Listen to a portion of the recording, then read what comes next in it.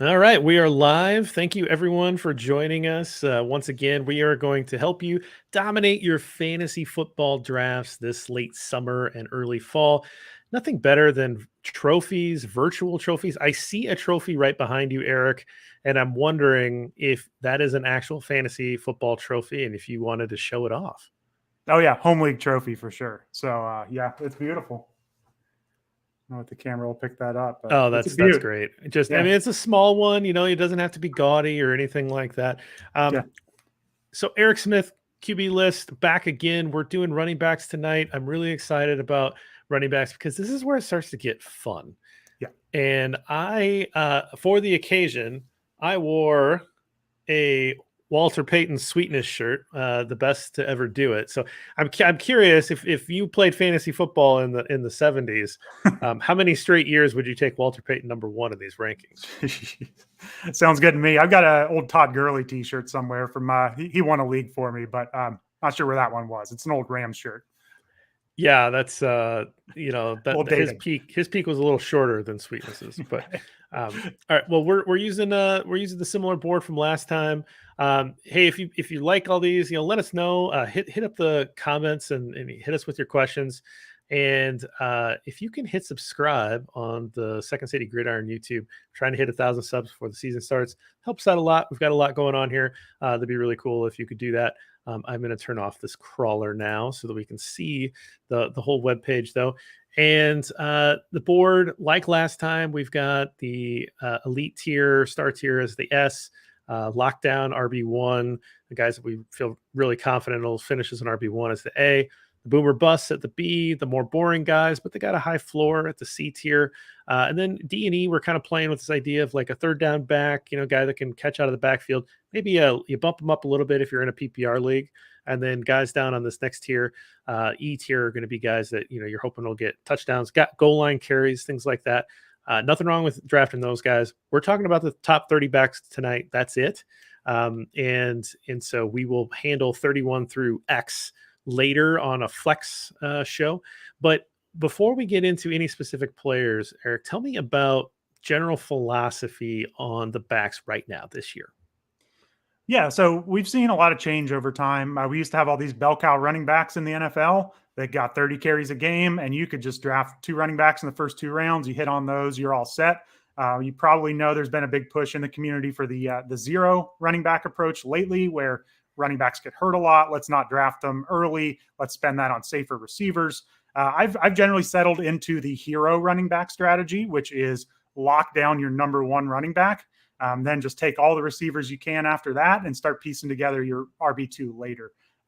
We're really hitting an interesting time in just fantasy football for the running back position as a whole, because we've got all these older running backs right now that we've relied on for years. Alvin Kamara, Dalvin Cook, Austin Eckler, Zeke Elliott, Nick Chubb. They're all entering their age 27 seasons. Derrick Henry and Aaron Jones entering their age 28 seasons. And like, this is when it falls off a cliff for them historically. So we've kind of got a changing of the guard here. We've had some of the younger running backs injured, like J.K. Dobbins, ETN, players like that. So it's a tough year at running back. I would say make sure you get one in the first two rounds. We'll talk about that a lot, but then don't overdraft some of these other players. But we really want to go for league-winning running backs. That's the big thing for me. We can get more into what a league-winning running back is, but I don't think we want to just settle on the safe players. We need to be trying to get that Christian McCaffrey season. So that's the goal of this show is the top 30 running backs. We want to get those running backs that can win you your league just by themselves. Well, let's start it off. Like, who do you want to talk about first? To me, Taylor is the obvious number one overall, just based on his season last year. I think and his youth, and I think you count on him behind that offensive line. Is there anybody else that's in close to that level for you? Yeah, so I want to talk about Taylor and McCaffrey together. Taylor is my number one, McCaffrey number two. Honestly, I think it just comes down to risk tolerance and upside here. If you're playing in your home league, like you just want to have fun, compete all year, have a player that can win you your league for sure. Like Jonathan Taylor is the safest bet. He was awesome last year, deserving RB1 overall. He's just a really solid player, and his youth is awesome, and his health track record. So we love Jonathan Taylor. CMC, though, like his highs are higher than anyone else's. And we probably can't project anyone else in this draft to have the peak that Christian McCaffrey does. So if you're playing in like a big tournament, one of these best ball tournaments that have a bunch of teams in it, or if you're one of those kind of, second place is first loser type people, McCaffrey's your guy because his ceiling is unparalleled. We can get into some more of the stats here with those two players, but that's the big difference to me. Safety with Taylor, high risk, high reward with McCaffrey. You feel a little bit better about the Indianapolis offense, though, with Matt Ryan coming over. It seems like they've got a pretty established offensive line. I know that he's a hero. I know that McCaffrey's a hero, Right. but Taylor has a better infrastructure around him with a proven play caller. No, I would agree with that. I will say their line has slipped a little bit. They've got some holes in the offensive line, and Carolina did invest in the offensive line, and Baker Mayfield certainly is an upgrade over what they had before. So things are looking a little better in Carolina. But yeah, I mean, it's just a locked-in system for Jonathan Taylor. We know exactly what we're going to get out of him. We'd like to see him improve a little bit on his 3 targets per game last year, unless they up his rushing total from last year, but it was already pretty high. But he scored a lot of touchdowns last year, so it's hard to see that that increased too much higher. So I think we kind of got what we got with him last year, which was a really good season. But McCaffrey has put up like 30 point per game PPR season. Taylor is a little closer to like 22 points per game. So it's just that peak that Taylor probably doesn't have because he doesn't catch the passes. But I agree completely. This is an offense that's going to feature him. He's going to get the ball as much as he can handle, and he's got age and health on his side. So Taylor's the safe elite pick if you've got a top 2 pick or the number 1 overall pick and you're trying to figure out where to go with it. McCaffrey's maybe swing for the fences because there's just no one with a higher ceiling. Yeah, and I mean the injuries are the red flag. He had no red flags for injuries until 2020, and then it's been ankle sprain, thigh sprain, shoulder strain. It's just been everything the last 2 seasons. So he's been awesome when he plays. And like I said, I think their offense is going to be better this year. His 2019 season was historically great. So if we get a full season out of McCaffrey, he has not shown a slip in his play as far as fantasy production. So if we get 14 games out of him, I think he's probably the better play over Jonathan Taylor. It's just, how much risk do you want to take on? He's the type of player that, you take him, and when he shows up on the injury report week 2, you just can't enjoy the rest of the fantasy season, So just kind of take your own preferences in mind on these picks. I wouldn't fault you for taking either one at RB1.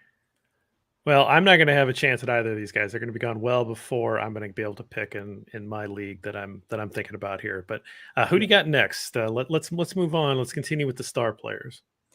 Yeah, so I like Austin Eckler next. I know he's been knocked in the past because we see him as a smaller pass catcher, but he really broke out last year. He was just as good as Jonathan Taylor on a point per game basis last year. And he gets to play with Justin Herbert. I mean, that's a huge bonus. So he's topped 5 targets a game each of the past 3 seasons. Only Christian McCaffrey and Alvin Kamara can claim that. So there's just a lot of positive passing game work here with Eckler. If anything ever happened to Mike Williams or Keenan Allen, he's going to see an uptick there. If Herbert keeps ascending, he's going to keep seeing more work. So the cons with Eckler, he's 27. He had kind of a high percentage of touchdowns on the ground last year compared to his carries. That could kind of regress a little bit. And he's kind of openly talked about how they need to get some people in there to help him as an RB2 in the offense. Like he needs a little bit off his plate because they're going to wear him out. But he's locked in, pass catcher. We love pass catchers. I'm basing most of this on PPR leagues, but targets are still more valuable in general, I think, even in half PPR, maybe even some standard leagues. So he's going to score enough touchdowns. He'll get enough targets. Eckler's locked in every league for me as RB3. Yeah, and I'm sad that I'm not going to probably be able to get him because I have had him in the last couple of years, and last year I think he helped basically win the league for me. So I'm going to miss him. I miss him already. What pick do you have? 10. Okay. Yeah, I mean, I'm coming back as a defending champ. So, and I know I'm only a 10-team league, but hey, you got to do what you got to do. All leagues are good leagues. Yeah, absolutely. So yeah, I'm already missing him, but so who would be next? So these guys here, Naji Harris and Derrick Henry are guys that don't exactly have a lot of targets. Are they next on your list, or do you have maybe a guy like Dalvin Cook sneaking up there? So I actually have Naji Harris next, and I'm a little higher than probably consensus is on him. Naji actually did have a bunch of targets in Pittsburgh last year. He got a ton of work. He had 5.5 targets per game. It was Roethlisberger just dumping the ball off to him. We expected the Steelers' offense to be worse, but it wasn't that great with Roethlisberger anyway. The worry is that the play volume goes down, I think. They had a really high play volume total for the year, even though their offense wasn't that good. I think that's because Roethlisberger checked the ball down over and over. But he's still going to draw these targets. I mean, Ryan Heath from QB List did a nice study on running backs if they earn targets or if the quarterback kind of dumps the ball off to them. And his study basically found that running backs, if they're talented pass catchers, any quarterback will throw it to them. Check that out on the website if you want a little more detailed explanation. But I really like Naji Harris. The offense is a worry, but his usage was just insane. He led the league with an 84% snap share last year. David Montgomery was second at 75%, and Derrick Henry was the only other player over 70%. So he's their running back. He's on the field constantly. I think between his youth and the usage, that's why he's locked in here for me. I'm trying to get out ahead of these older running backs and jump on some of these younger ones. And Naji Harris is the perfect choice here. And if you're picking at 10, depends on your league. But I've been in some drafts where I get him around 9 or 10. So I think he's a really nice option mid to late first round to lock in your bell cow. Yeah, definitely not. It doesn't have that sexy offense that you think of where we just got done talking about Eckler, but he's what they have, right? I mean, I know that they have some good receiving options, but right now that's kind of the primary option when you've got a really good defense, and they're not going to probably want Kenny Pickett or Mitchell Trubisky to air it out too much. So he's definitely going to get his work, and he's a good goal line guy, right? I mean, this is a guy that will punch it in when he's given the opportunity. Yeah, I mean, he scored basically as many PPR points as like Fournette and Mixon did last year, and he only scored 10 touchdowns. It's not that many touchdowns. So even if the offense is worse, I think he can still score 10 touchdowns again. So I just really like him. He's going to get targets. We just hope the volume is there from last year. Okay. All right. So Derrick Henry coming off an injury, Dalvin Cook, are these guys both elite tier kind of guys? Yes. So these two round out my elite tier. I have Henry first. Honestly, you could put either of them in either order. This is one where you can go by preference for me. I had Cook down a tier because he had some offseason legal issues, but they seem to have just disappeared. So I'm assuming Cook's playing the full season. But for Derrick Henry, it's scary. He's entering age 28. He had a broken bone in his foot last year. He did make it back for the playoffs, but it's real scary for Henry. They don't have A.J. Brown. PFF ranks their offensive line as the 27th in the league, so it's not quite what it used to be. They really need Taylor Lewan to come back healthy and just to play like he used to play. So it feels like a team on the decline, but like they're going to base the offense around Derrick Henry for sure. He's going to get a crazy amount of carries. Like he was averaging, I believe, 27 rushing attempts per game before he got hurt last year. Like that's insane. Yeah, his ceiling is insane, and I don't know if it's going to happen one more year. But I once we get past him and Dalvin Cook, we're not going to see these ceilings for the most part. So he's riskier. I think Dalvin Cook is safer. Dalvin Cook gets a new coordinator here, Kevin O'Connell. We assume they're going to use him like they used to use him. Who knows? Maybe we see more Alexander Madison, but Dalvin Cook is one who has been elite. He's gotten good passing game work. We've seen it in the past. He's not too old. So you could go back and forth on these two either way. But this is pretty clear the end of the first tier for me at running back. I'll have a Vikings fan drafting a couple in front of me, so I'm not sure that Cook's really in the cards. But there's also Justin Jefferson to think about, and so I don't know. Maybe one of these guys will get to me, but I think Cook's really good. I think for what you said with Henry, I love Derrick Henry. I really hope that he bounces back with a big year and can continue to make like a Hall of Fame case, because I really like studying running backs and Hall of Fame careers, and so really like Hall of Fame running backs. And he has a chance, but he really does need to put up some more stats and have a couple more dominant years really help him. And he was on that path last year, like he was going to win another rushing title. Would have put him in real elite company to be able to do that. But if he can come back strong from that injury this year, that'll be a lot of fun. And he is one of the more exciting guys to have. This is like an excitement level type guy too. Yep. And before he went down last year, he was averaging 24 PPR points per game. That's like the third highest over the last 3 years. So he was having an elite season. I wouldn't expect quite that again, but we can see 20 points a game out of him easily. Yeah, they are just feeding him. So, Yeah. all right. So there's a little bit of a break here. So these are the guys that you believe are star guys. Lock them in. Absolutely take them.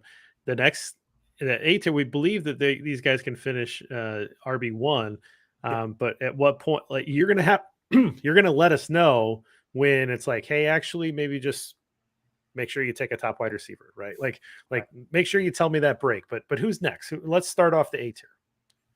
Yeah, so this is probably another one that people are gonna not feel real confident in, but it's DeAndre Swift. This is youth. It's pass catching. It's trying to get these players on the rise and not these running backs on the tail end of their career. I mean, I was already pretty solid last year, 16 PPR points a game. He had an elite 6 targets a game. That's really good for a running back. He's got the 3rd ranked offensive line, according to PFF. He's 23 years old. They don't have a ton of competition around him. I think we can expect a really big workload for DeAndre Swift. And I totally understand being hesitant to draft him end of the first, early second, wherever he's going to end up going. We'll see when, more leagues kick off. But I understand it because Jared Goff's his quarterback, and that's probably going to hold him back from a true breakout. But if he stays healthy, he's going to catch a ton of passes, and I just really like him in a PPR league. If it was a standard league, he definitely takes a knock just because the Lions aren't going to score a ton of points. But he can easily catch 4 or 5 passes a game, and that's huge for PPR. Yeah, that feels a little rich for me, but that's also because I'm a Bears fan and just have that reflex about Lions players. But fair enough. I will take that under consideration. I see your favorite team is represented here with Joe Mixon. We've got Leonard Fournette, much higher than I would have thought was going to be ranked here, and then kind of a newcomer here with the Broncos back. So where do you want to go next? Yeah, so let's order Mixon, Javonte Williams, and Leonard Fournette for me. I'm going to start with Mixon. He's a locked-in RB1. This is no disrespect to him being behind DeAndre Swift here.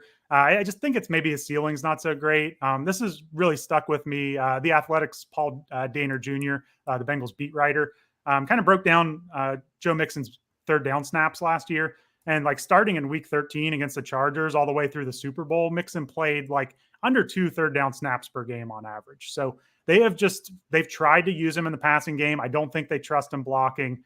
And we've just seen that Mixon doesn't have that true 3-down pass catcher role in the offense. So, they were giving work to Samaje Perine on passing downs. He's not a pass catching back. So I just think Mixon's going to be locked in. He was RB7 last year, points per game. You're going to feel good having him. I just don't know if you're going to see that true elite breakout season from Mixon. So we'll see. Maybe Burrow lights things up this year, but like he did towards the end of last year. But Mixon, I'm happy drafting him here. I'm not going to sneak him into that top tier for me personally. Premium floor player, right? It's not a floor. It's not a category C floor player, but a category A floor player, right? Where he has an established floor, but you just don't really see any kind of possibility. The space between the floor and the ceiling is pretty low. Yeah, you just have to run super hot on touchdowns, I think. But there's nobody that's going to take any, early down work from him. He's going to be the goal line back. So yeah, he's locked in. I feel great about him. So Javonte Williams is the first one where we're doing a lot of projecting here. It makes me a little uneasy just because he has not really done it yet.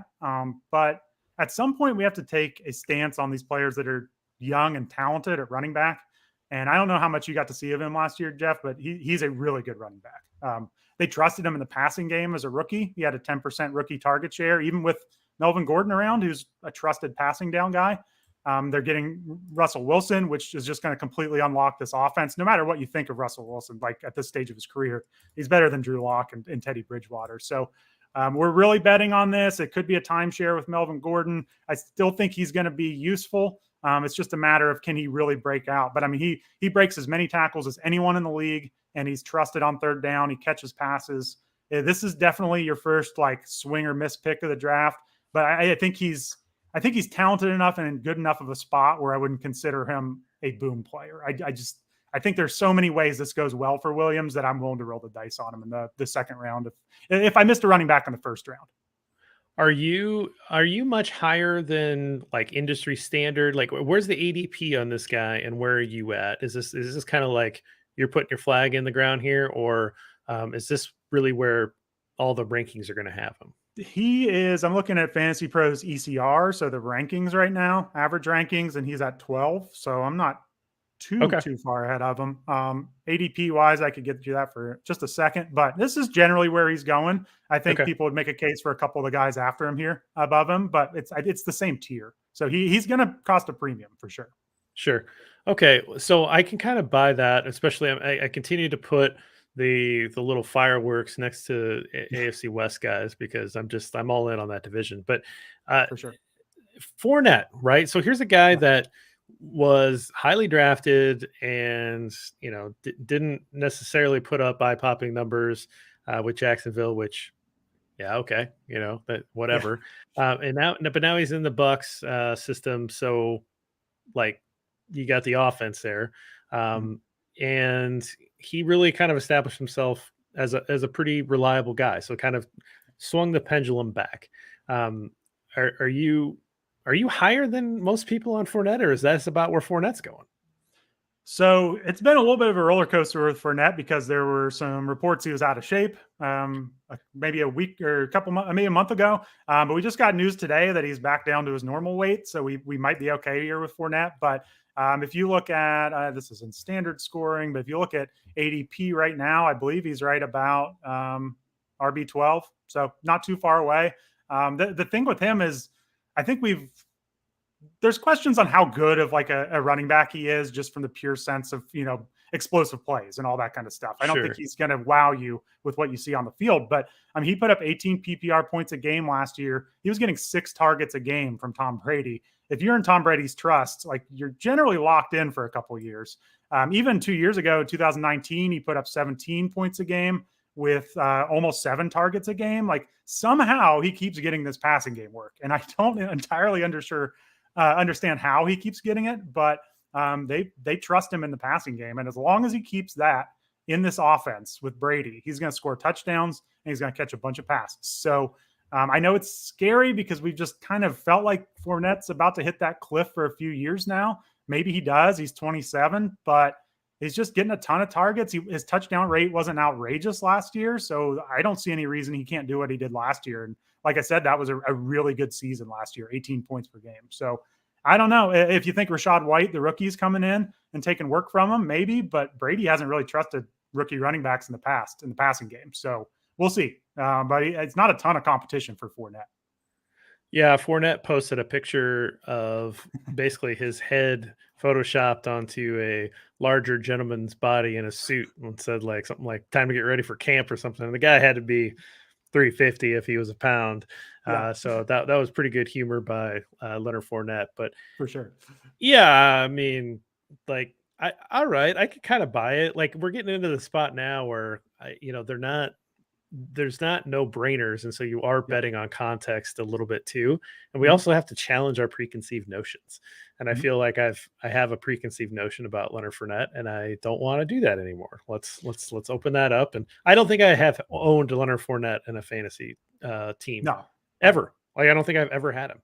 I think I I probably think did he in his was early Jacksonville days. But something I should have mentioned up top is, we're going to rank these guys. There are whole groups of these players that I just don't draft. Like I have to rank sure. them somewhere. But he's getting towards the end of the second round in ADP. If you don't want to deal with Javonte Williams, Leonard Fournette, just make sure you get one of those first 6 guys. Just lock in your RB1 and then just start drafting receivers. And on our next show after RB30, there are a lot of fun later round running backs we can get this year that I think have legit upside. So that's kind of the advantage of taking one first round. It's hard to pass on like Jamar Chase or Justin Jefferson or Cooper Kupp, but if you get one of those running backs, you don't have to take these other running backs. So that's kind of a big selling point for me. Yeah, absolutely. All right. So, do you have anybody else in the A tier? Anybody else deserves to be along this locked in group?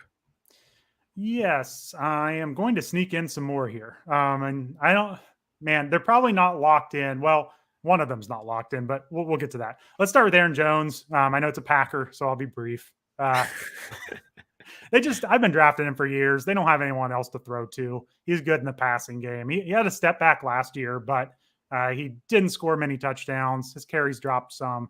He's going to have A.J. Dillon. That's annoying if you own him. He's going to be eaten into work. But I think even though the Packers offense is not going to pass as well this year, they're still going to be winning a lot. And I think that means good things for Jones. So we could see this offense really funnel through the running backs this year. Yeah, one of those guys I hope's taken before my pick. Yeah, fair. All right, anybody, who else? Yeah, so, okay, this is a controversial one. Some in the fantasy community have Saquon Barkley really high. And then there are people that he's just on the do not draft list. And I understand both arguments there. It's kind of a cop-out having him at the end of this tier or towards the end of this tier. So it's kind of a leap of faith. Like, does he still have it after ACL injury, high ankle sprains? We haven't seen it in a few years, but just elite target upside in the past, like 121 targets his rookie year. 73 targets in 13 games back in 2019. And then maybe this coaching staff knows how to use him a little bit better than the previous coaching staff. I don't think that's probably a stretch. So this could go south. He could barely be in an RB2 for you. But if you're the type that swings for the fences, you can get him at a discount, and he's shown it in the past. So he's not one that ends up on my teams a ton, but I felt like he deserved to be in this tier just because we've seen him do this before. I mean, talk about a name. Right? Yeah, like exactly. This is the guy that shows up to your fantasy draft that hasn't done anything all off season, hasn't watched any news. He's going to be sitting there in his draft, and it's going to come to him, and he's going to be like, wait, Saquon Barkley, and he's going to take him. Right. Yeah. So I feel like you're not going to get a bargain on Saquon Barkley. I feel like the name is so present for people. But I mean, I have no confidence in, Daniel Jones as a quarterback, but like, I do like what the Giants did with their front office and their head coaching hires. And I do believe in Brian Daboll. So I guess I'm kind of fighting myself on this one because I don't know. Like, I could see that this swing for the fence actually could pay off here. So I could see how this could be a pretty polarizing choice here. Yeah. And it's really easy to look at the spreadsheet and see his targets from the past and be high on him. So I think that's kind of how the fantasy community gets so high on him. So Nick Chubb rounds out this tier. So let's just go ahead and get him out there. He's definitely higher in standard leagues for sure. He's going to score you a ton of touchdowns. There's obviously the big Deshaun Watson situation hanging over his head. I probably am lowballing how many games Watson's going to play this year. I've kind of assumed we're just not going to see him much. I'm starting to wonder. Chubb would definitely shoot up the rankings if we knew we had Watson for 10 games, But, other than that, if you're not playing in a standard league, like he's been between 15 and 17 PPR points per game over the last 3 years, which is really good. But, Joe Mixon did better than that last year. Like, he just hasn't had that ceiling because of the lack of pass catching. So they rotate their backs. Even when like he goes down or Kareem Hunt goes down, they'll rotate into Ernest Johnson. So I just don't see the huge breakout. If you're someone who just loves the consistency, then he's a great pick there. But he rounds out my tier there. I don't see the huge breakout. Again, standard leagues, like you could probably make the case for him up by Mixon and Swift. You know what I mean? So it just depends on your league type here. In a lot of ways, I think he's the best pure runner in football. Like, he just as a pure running back, I think he's maybe the best. And Absolutely. So it's interesting to see him at 13, RB 13. But it is what it is, right? I mean, it's like you said, there's context to all this stuff, and he doesn't really get the targets. So, and that's just such a huge thing in PPR and half PPR. I mean, he's under 2 targets a game. So it really adds up. It gives your players a higher floor if you can just kind of get those 5, 6, 7 points a week from pass catching work. So if he just runs hot on touchdowns, like he could absolutely crack into that S tier, but I have a hard time seeing him really like lead the league in fantasy points this year. Yeah, the path for that is incredibly narrow without the pass catching. And without 17 games of Watson. I think with Watson, maybe we could talk ourselves into it. I don't think you're going to get 17 of Watson, but I don't think 10 is that crazy of a stretch. Yeah. Sure doesn't seem like they're throwing the book at him, but we'll see.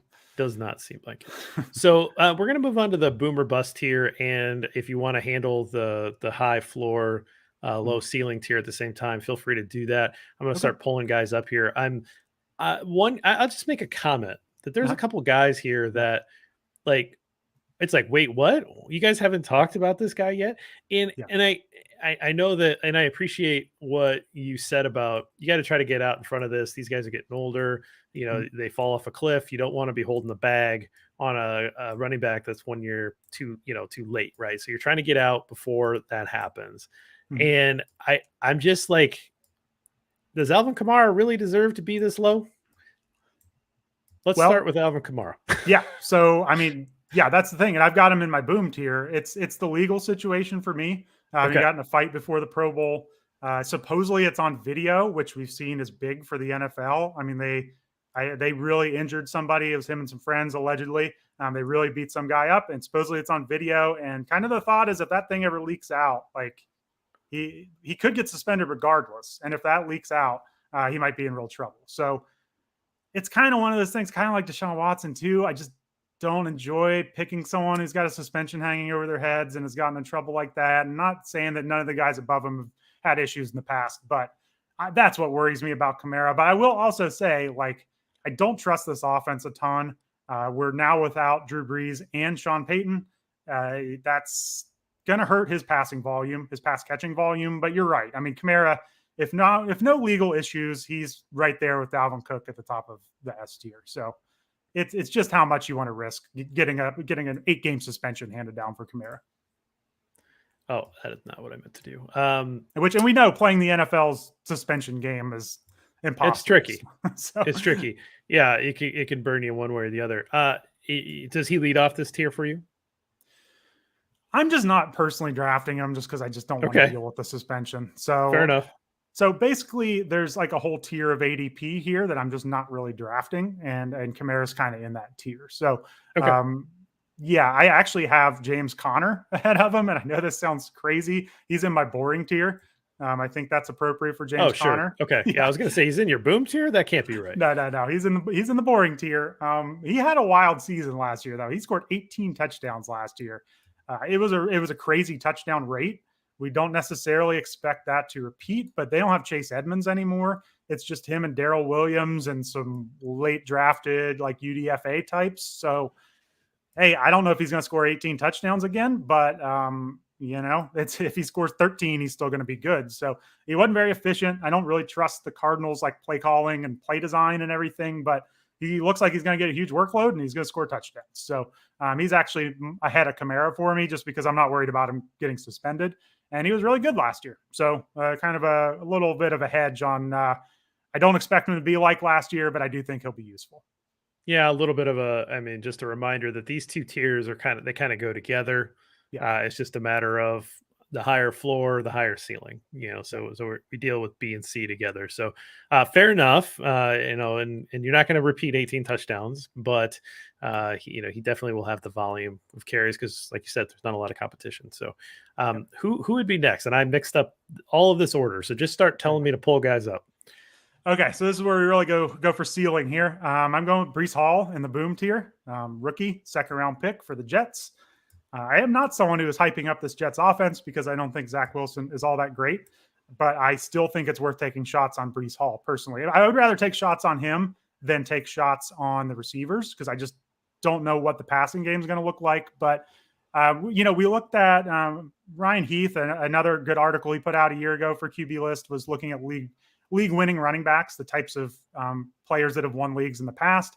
And he fits a lot of those from a rookie perspective. He was a second-round pick in the draft, so he had high draft capital, 36 overall.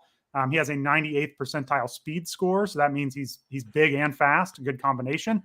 And he had a 10% college target share. So he has allegedly a high pass-catching floor. They drafted him high. They should use him a lot. His competition's Michael Carter, who looked good, but he was a fourth-round pick last year. So this is a big swing here. This could go poorly. We know how rookie running backs can go. But this is one of the few in this like middle tier that I find myself drafting a whole lot. And like I said before, I'm generally getting one of the top 6 or so, and then I'm going to wait a little while. And Hall is one that I find myself kind of early 5th round, maybe somewhere around there. It's just a shot at the upside here. We've seen these rookies break out, and I think he's our best shot in this draft. So I'm sure you're going to have some questions on Hall, but this is just pure upside play. I mean, I live very close to Iowa State University, and Hall is a guy that I have some friends that really like him and speak very highly of him, and think that he's the best thing to come out of Iowa State. So, Right. I just it's more about the Jets offense, but Yeah. and actually I had some Michael Carter last year. Like I had him in a league, and it's like, He was well, fine. He was good. seems like he was okay. He Yeah. probably will continue to have some role. So that's probably part of where I'm at with Hall, but it's more about the team context. But you never Yeah. know. I mean, running back is a position that if you've got the talent, you can step in right away and have an impact. Yeah, and eventually we're going to get to these like Antonio Gibson and Miles Sanders types. It's kind of like we've seen them be mediocre for 3 years. Like, would you rather risk it on Yeah. Hall or take kind of what a little safer, but maybe the upside's not there. So I'm not quite to them yet, though. Let's get to another B tier. Let's go Cam Akers. I'm a little bit lower on him than others are. Part of it's the Achilles injury. I know he came back for the stretch run last year. He didn't look real great, though. Part of it's just he hasn't gotten a ton of passing game work, so we're really banking on touchdowns here. And that is a good bet in the Rams offense. So I don't have a problem drafting Akers. Some people are getting really into drafting him, and I'm just not going to draft him that early because we love his talent, but we still have not seen him do it, whether it's injuries or kind of being eased in as a rookie. So we're doing a lot of projecting with Akers too. I don't think he's going to catch a ton of passes, but his competition is not great. It's Darrell Henderson. That's about it. So I like the upside there, but I also would not be surprised if he's pretty mediocre this year. So my league that I have kept, I drafted Akers with my last pick last year, Mm-hmm. and it's a keeper league. Mm-hmm. And you have to give up a pick like 2 rounds above where you got him. Yeah. So it was obviously very strategic to just hold him the whole year for this in the next couple of years. Exactly. So having something like that, hardly anybody's going to be in that situation. I'm asking you a very specific question, but I'm also asking you this question in terms of these are the kinds of things that you need to think about based on the types of leagues you're in, right? So if you have a keeper league and you have one of the an ace in your whole cards, right? And maybe he's not an ace. Maybe he's it's a king or a jack or something, right? Like whatever. It's a good card. It's a face card. It's got a lot of value. How do you use that when you're at the draft table, right? So how am I going to come in? I've already have Cam Akers on my roster. Mm-hmm. So how do I approach the draft with the 10th and 11th pick? Am I trying to go and grab 2 running backs? So I have 2 running backs and a flex spot covered. Do I make sure I'm grabbing a wide receiver? Can I make a luxury pick and take somebody like Travis Kelce early? Like, how do I use that capital that I already have in my pocket to maximize my draft return? Yeah, that's a good question. So I would say you definitely want an RB1 still. I think the benefit of this value on Akers is that you're getting that range of running back. I don't really love drafting, but you're getting him as like a dart throw running back with that draft capital. So I would get a locked in RB1 for sure. Me personally, I would just piece together RB2 with Akers, probably your RB2. I would kind of count on him being that 3rd round value, but you get an extra 3rd round pick. So I guess to answer that, I would say running back 1st round if you can, and then just draft receivers for 6 rounds to take a tight end, take a quarterback, whatever. But no, I would use that as your advantage. Like he's your RB2, get your RB1, and then when you take some of these later round dart throws, like they really start looking good because they're your RB3 or RB4. So it just gives you some nice depth. So no, I think that's how I would do it, and that's a great value for sure on Akers because he's in my boom tier. Like he could have a James Conner season like from last year, 18 touchdowns, and I would not be the least bit surprised. Yeah, sure, absolutely. That'd be great. Let's mark him down for that. Yeah. All right. Who's next? Okay, next on our list. So this is where it starts getting a little sketchier here, I would say. Let's go with Zeke here. We're going to put him in the boring tier. Personality-wise, probably not boring, right? Sure. So, I mean, this is just another. I know some people are going to see this and think he's way too low. I would not fault you if you want to take the value on Zeke. It's really hard to tell when these guys hit a cliff. But he wasn't super great last year, 14 0.8 PPR points per game. He was playing through injury, so that could be part of it. But when you get it as an older running back, that's part of it too. You start getting injured. So it's just a really worry that they've got Tony Pollard there. I know they've had him for years, but eventually I think they're going to mix him in more. And I'm just looking at Zeke's workload here. Like, of all these running backs entering their age 27 or older season, he has the most touches under his belt. He's got 1,938 career touches. So he's got a lot of work. Derrick Henry's second at 1,495. Kamara, 1,285. So he has got a lot of usage. It would make sense that he's starting to decline. So I certainly think you're going to get touchdowns out of him. I still think this offense is good. I think a lot of people are going to think we can get one more prime Zeke year, and I just don't think it's in the cards. This would be an off the board player for me. Yeah. Okay. I have no interest in him because I think Pollard's the better back at this point. And I just think that he's there because of the contract, because of Jerry Jones, and because of Dak Prescott. Yeah. I just don't think there's a lot of football reasons why Zeke's there for that salary.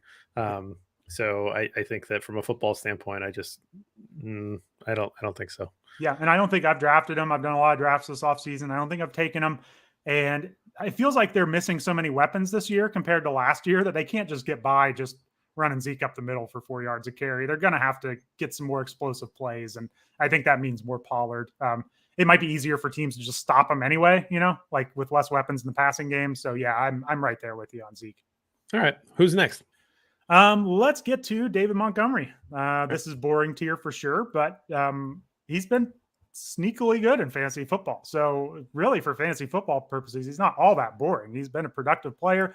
He had more points per game last year than Zeke did. He had more points per game the year before than Zeke did. So he's been pretty good. He gets passing game work. The concerns are just how good is the offense going to be? How good is the line going to be? Is this new coaching staff going to use him like the previous did? Because like I mentioned, he was second behind Naji Harris in snap share last year for running backs. So they could still love him, and they don't use him quite like that. Khalil Herbert maybe gets some more work or whatever. But that's the concern for me, is that maybe he gets a few more breathers this year, and then that volume kind of falls off a bit.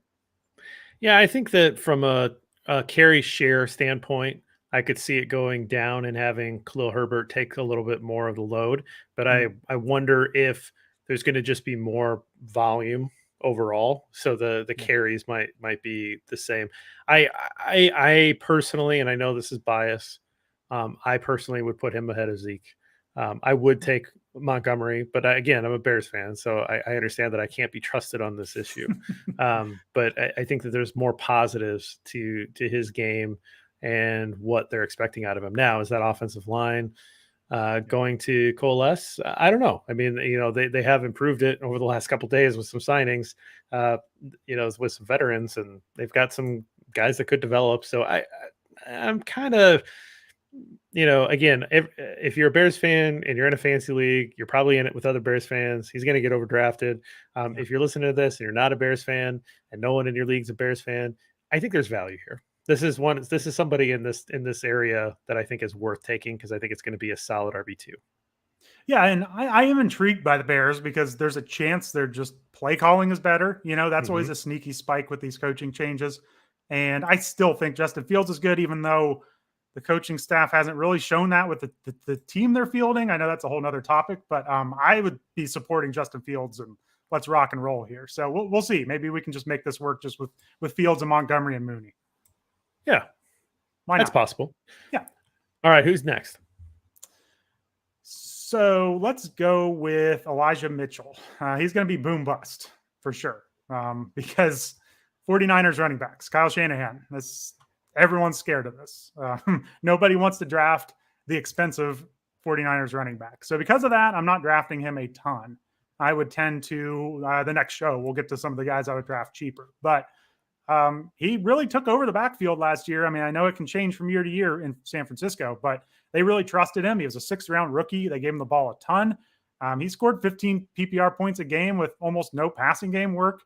He would be another one where in a standard league, he's a little better. I just don't think he's going to catch 8 passes, but he'll score touchdowns. And hey, if Trey Lance gives him a boost in the running game, I think we could see some explosive rushing totals here out of Elijah Mitchell. So he's not someone I'm drafting a ton, but I have taken him a few times. and his ADP is pretty reasonable. He's closer to like, fifth, sixth round as opposed to some of these other guys. So I think you can take some shots on him. But again, San Francisco, they could be playing Tyrion Davis-Price this year. They could go back to Trey Sermon. I don't think that's going to happen, but you never know in San Francisco. Oh, I've been burned so many times by Shanahan offenses through the years and running backs and thinking, I've got it. I got the golden ticket, and then nothing, right? Yeah, I've burned. I can't wait till we get some of these other guys that have absolutely burned me too. So there's a bunch of them coming up. Yeah, I've got some nightmares coming up, but who you got next? Yeah, I mean, they're kind of all nightmares from here on out, though. So, so next up, let's go with, let's go boom tier. And this is kind of, like I said before, Breece Hall, this is avoiding the nightmares. Let's go with Travis Etienne. He is another one that I am not nearly as high on as the Twitter fantasy community is. He has not played an NFL down. He had I believe a Liz Frank injury last year, missed a bunch of time. He's really talented in the passing game, at least. We hope that Trevor Lawrence is a little better this year. I think we could also assume that James Robinson coming off an Achilles injury is going to be a little slow. He avoided PUP list. That just came out today. James Robinson did. So I might drop him a little bit in my rankings because I thought there was a chance that James Robinson started on PUP, but I don't know. He's a pass catching back. People really liked his profile coming out of college. People get very excited about him. I'm not quite there, but I do recognize his upside. So his ADP is 46. That's ahead of, I guess, Elijah Mitchell. Maybe that's about it, but people are excited to draft him in some circles. Yeah, my counter is one, it's the Jags. That's scary. You don't really know what to expect here. Two is that the last regime drafted him, and you don't really know what this new regime is really interested in and going to use him. And so you're going to get the benefit of seeing some preseason games likely if you're going to wait for your draft. So, you'll have more information than we have at this moment, likely if you're going to be drafting a little later than like tomorrow and you're like, all right, guys, like tell me about running backs. So you might know a little more. My suspicion is that this will not be great. So I'd be a little worried, right? Like you said, he hasn't played it down yet. Yes, he was a high draft pick, but it was by a previous administration, previous regime. So, how much does that really count, right? And again, it's Jags. They did put a lot of money into free agency this year, but I don't know. I'd rather let somebody else find out if this is going to work. That's generally where I am with them. I lean so much into the boom running backs that it's hard for me to rank them too low, but I'm right there with you. I'm skeptical that a player with a serious injury after his rookie year, they're really going to give him a big workload. I mean, we're going to get to J.K. Dobbins later. It's the same with him. Are they really going to give him 200 carries, like coming off a major injury? I just don't see it. Yeah, Dobbins is a guy that I like a little more just because of that offense, but you're right. And particularly since they were just starving for running backs last year. Is he next? We can talk about him next if you want. Yeah, let's do it. Okay. Where you got him? I think I wanted to fill out these bottom tiers a little bit, not to say that he's that far down, but I had him in the touchdown tier, honestly. Oh, okay. He just, with Lamar, they just haven't established a whole lot with Dobbins in the passing game. His upside is it's a really good run offense in Baltimore. They're a good team. He's just going to score a boatload of touchdowns. So that's the upside with Dobbins here. Like I said, though, my concerns are he's coming off an ACL and LCL injury. That's worse than just an ACL injury. Gus Edwards in the backfield is also coming off of one, but it's just ACL. He's a little ahead of Dobbins. So we're probably not going to see a ton of passing game work from him. He could be a little delayed to start the season. He just got in a Twitter fight with, I think, Schefter or Rappaport because they said he might not be ready for the start of the season. So he thinks he's going to be ready, but I'm still a little skeptical. I just don't know if the volume is going to be there, but upside with touchdowns. So standard league, I think he gets a boost. I love him as a player. I drafted him a ton his rookie year, and maybe next year. Just give me a year off the ACL, LCL injury. That's the big thing for Dobbins with me. Fair enough. All right. Who's next on your boom tier or your high floor tier? Man, it feels bad to call these guys high floor, but it's just kind of where we are, I think. You might hate me for these two. I'm going to say Miles Sanders. We're going to put him in the boring tier anyway. Maybe not high floor, just boring. he's been an NFL running back for a few years. He's produced 14-point fantasy seasons. Like, we've seen it from him. And I had Antonio Gibson, who's next in the boring tier, ahead of him coming into the offseason. And we had Drew DeLuca, an Eagles fan from QB List, on. Myself and Ryan Heath talked to him on the podcast, and we were kind of comparing Sanders and Gibson. And ultimately, I flipped it because I kind of decided Sanders has less competition in the backfield.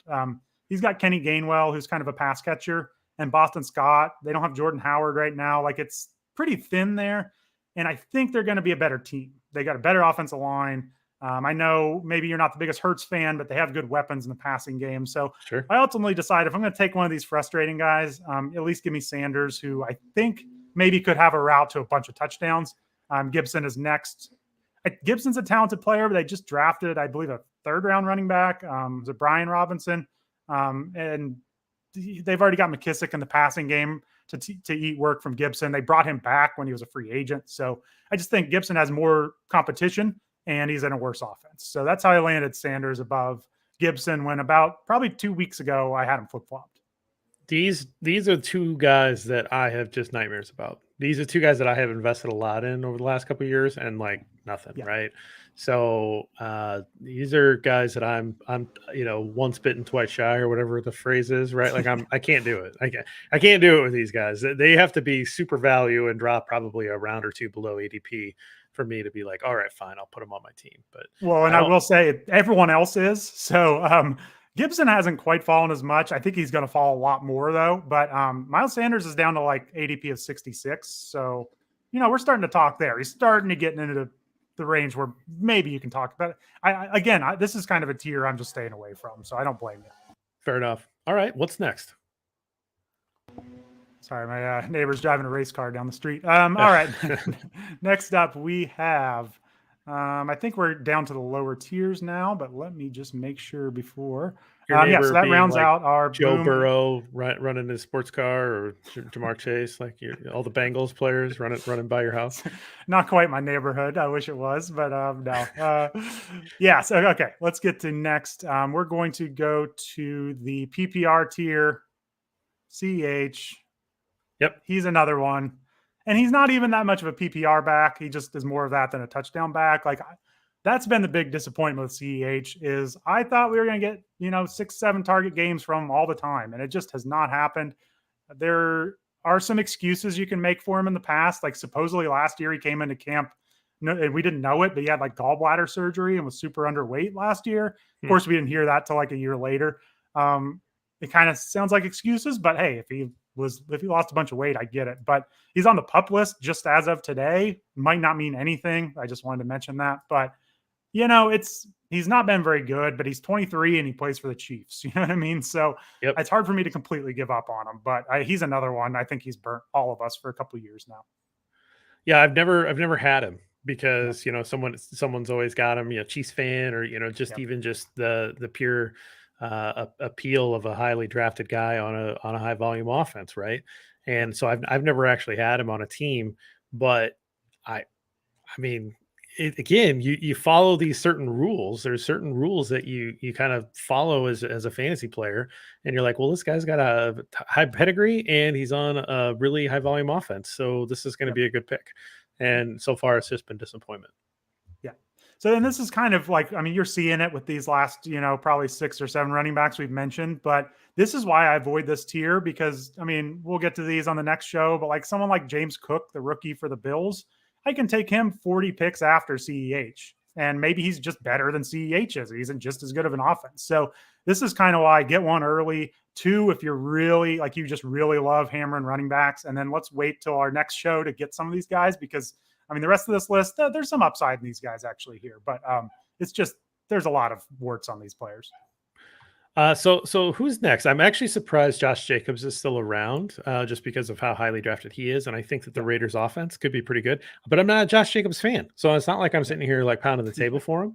But you would put him as in this tier? Yeah, I had him as the touchdown tier. He definitely could score some touchdowns. Here's what I worry about with Jacobs. He's been a little mediocre anyway. He's been really productive for fantasy, but never quite had that breakout year. So we already got that coming in. He's entering the last year of his deal. and they've got a new coaching staff with Josh McDaniels coming in. Doesn't mean he's going to do the Patriots backfield thing, but maybe he's going to do the Patriots backfield thing. We'll see. But they also brought in a ton of running backs. Like they drafted a 4th round running back. They brought Brandon Bolden over with them. They already had Kenyon Drake. Like there's a lot of names in this backfield. And so I'm just a little worried that the ceiling isn't high enough to risk that this is more of a committee this year. Also, what if Devonte Adams takes most of the touchdowns? I could totally see that happening, So maybe this offense is high flying and they stick with Jacobs in this role. But those are the reasons I worry. And even he's been about 15 PPR points a game the last, several years. Like DeAndre Swift was at 16 last year. Like those are the kind of up and coming players I would rather take because they don't even have to lift off and they can still top that 15. So definitely safe. I don't fault you for taking him, but I'm worried that he's not going to be this bell cow, but somehow he's only 24. I don't know how that's possible. So Josh Jacobs is still young. I got to check my spreadsheet here. Maybe it's wrong. Yeah, no, he's definitely young. He hasn't been in the league that long. This was the Khalil Mack trade. Hell yeah. So, all right. We got four backs left. So we have moved quite briskly through this show. Yeah. Who do you want next? I'm thinking it's Pollard. I was going to go AJ Dillon next. Okay, let's go AJ Dillon. He's going to be in this tier, right? He's a touchdown guy. I will say though, I was impressed with his passing game work last year. He looked pretty competent in that role. He got some work. So he's the first of our handcuffs. You can give him that little icon there. I do think if something happened to Aaron Jones, and Jones has had some knee issues in the past, like Dillon could win you your league potentially. It's just, like I said before about the Packers, I think they're going to have to funnel this offense through the running game. So Dillon's got a lot of potential. He's a monster. Just looks like he's going to score a bunch of touchdowns. Hasn't quite happened yet, but I think they'll need him more this year. So I think he's worth that shot. The problem with Dillon, because some people are really, really excited to draft him, is you look at your roster week 1 and you're like, oh man, am I going to start him? So that's kind of where it gets a little dicey. It's like, when am I going to actually start him? Yeah, I mean, never for me because of course I won't draft him. But did you see the Lambeau leap at the game the other day? I did not see the video, but I heard I think the security was a little upset with him or something. Yeah, he got the security guard like pushed him. I don't think they knew who he was. And then he was just like, I think he like pointed like, all right, fine, I'll jump back up. And he like jumped up and into the stand. So pretty funny. Yeah.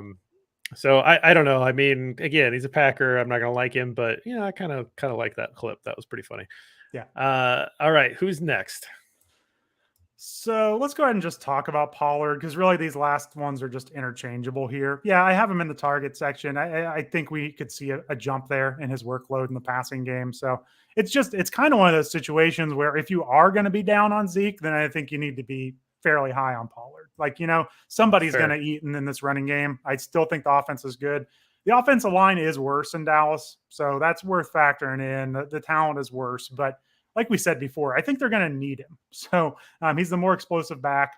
Maybe this is the year they feature him. He could have some standalone value even if Zeke's healthy, and then if Zeke gets hurt, it's like Dillon. He could win you your league. So lots of upside.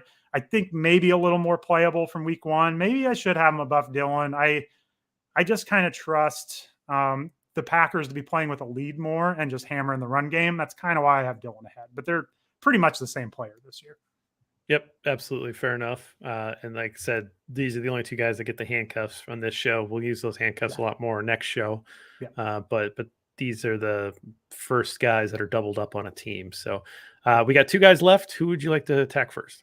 Let's go Damian Harris. He's in the touchdown column, the 6th column. So he was, I think probably most people forget how good he was last year. He was really good from a fantasy perspective, and it was really because of his touchdown rate. I mean, he just spiked a high touchdown rate on the ground. We probably don't expect that to happen again, but they trust him down there. I trust Mac Jones to keep the offense relevant. Like they're not going to have just complete meltdown. So I could see a lot of touchdowns from him. The issue is there's a lot of big Ramondre Stevenson fans out there. He really pushed for work last year as a rookie, which usually the Patriots running backs don't push for work as a rookie. And he looked good last year. They also drafted, I believe, Pierre Strong in the 3rd round. So it's the last year of Damian Harris's deal. There's competition coming from him. But I mean, hey, 14 PPR points a game. He's going to score a bunch of touchdowns. Just don't expect any passing game work from Damian Harris. No, and you've got the whatever the heck is happening there with offensive coordinator, and it's never a good idea necessarily to trust the Bill Belichick running back anyway. So, hopefully you're at the point where this is a flex play for you. This is someone that you take that you don't need as an RB1 or RB2 down at this level. But interesting name to remember. But we'll probably get into it in the flex show where some of those flex plays are going to be more attractive based on their ADP, and where you just avoid this area. But exactly. Last guy, Chase Edmonds. He's in the pass catching role there, so put him in the D tier. So this is one that on our podcast we talk about a lot. Ryan, Heath, and I we just don't understand why he's going so late. I mean, he's going after pretty much all these guys. He's in Miami now. He's got an ADP around 91, and I've seen him drop a lot farther than that. I think he's a really good value. He's one of the only Miami running backs that they actually paid, and Mike McDaniel brought in a whole bunch of running backs here. So I don't think they like Gaskin and the guys they had. So Chase Edmonds got the most guaranteed money. I think he's the lead back there. He's going to get pass catching work. He's not going to be a true bell cow, but last year on Arizona, he was the RB28 and he only scored 2 touchdowns. He's got a 8% career target share. He had 11% last year. Those are pretty good numbers. So I think the Dolphins are going to have an interesting running game, and he's going to get some work. He's going to get some work in the running game, but also in the passing game. So I'm drafting him a ton. You don't have to draft him as the running back 30, but he's ending up on almost all my teams as a bench depth player. So he's kind of the first. He's kind of like the preview of some of these upcoming ones where I'm drafting them a ton just because they're so cheap, and I think they're undervalued just because of their place on the depth chart for their team. All right. So, I mean, I liked him in Arizona, and so I'm pretty curious to see what happens here with him in Miami. So, all right, let's talk about our favorites. We're each going to get one guy in the S or A tier, sort of that RB1 guy that we really like more than the rest, and then we'll take somebody down below. So why don't you start us off and pick a guy that you really like here? Yeah, so I'm not going to take one of the first 3 just because they're so great. I'm going to take Naji Harris. I just end up drafting him a lot. I think people are very scared off by the situation. And like I said before, I just think the combination of just youth and usage here is just hard for me to pass up at the end of the first round if I want a running back. So I know there are warts here, but Eckler's probably my favorite, pound for pound, bang for the buck type player here. But I think everyone loves Eckler. So let me go out on a limb a little more. I'm drafting a ton of Naji Harris at picks 9 through 12 this year. I'm actually going to I would love to just put it on Dalvin Cook, but I just don't think that's going out that far because he's an elite player, and so I'm not really I don't think I'm going out on a limb by saying that I think Dalvin Cook's going to be great. So I'll take the other divisional back here at the top, and I will say Swift because I do think that the Lions offensive line is going to be pretty good. And so this Swift looked pretty good as a rookie. I like projecting that he is going to improve here in year 2. And again, I just this team is going to be competent this year. The Lions team is going to be competent, and that's a lot different than being super bad. And so that plays in his favor. He's going to have some ability to salt away some games. He's going to have some ability to score more touchdowns. And so, yeah, honestly, if I'm at that 10 spot, I don't hate that. I don't hate if I'm grabbing, if the top 6 guys are off the board, as many first rounds do, especially I think this is a standard league. And Swift sitting there, I'd probably take Swift. Yep. He was actually going to be my second choice. So I love that. Everything you said, but I really love Javonte Williams. I just don't want to, I'm still a little hesitant, but just as a player, he's one of my favorites on this list. So I think those are my 3 were Harris, Swift, and Williams. So, okay. All right. Who in the boom or bust or lower tier do you like? Yeah. So this is a tough one because it's factoring in an ADP here on all of these players.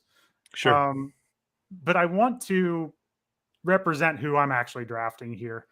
So I know Chase Edmonds is not the most exciting, but I just think he's totally mispriced here. I don't think he's that far off from some of these Miles Sanders types. But like, I think there's a huge opportunity for him. The price is awesome, and I'm drafting him a ton. So I thought about Breece Hall because I'm drafting him a decent amount too. But it just kind of shows I'm kind of skipping over the rest of these guys. That's fair. I think that's interesting. And actually, if he's around that ADP tier that you're talking about, I'll probably take him because, like I said, I did like him there. I'm gonna play Homer here, and I'm gonna take Montgomery because I think that when I look at this tier, I think he stands out as the guy that I would feel most comfortable winning this tier without any real question. I think that compared to the Boomer Bust tier, I think he's going to be at least 2, if not 3 of these guys, right? So I think out of these 10 players, I think that he'll probably finish 3rd pretty comfortably. And to me, that's a pretty good bet.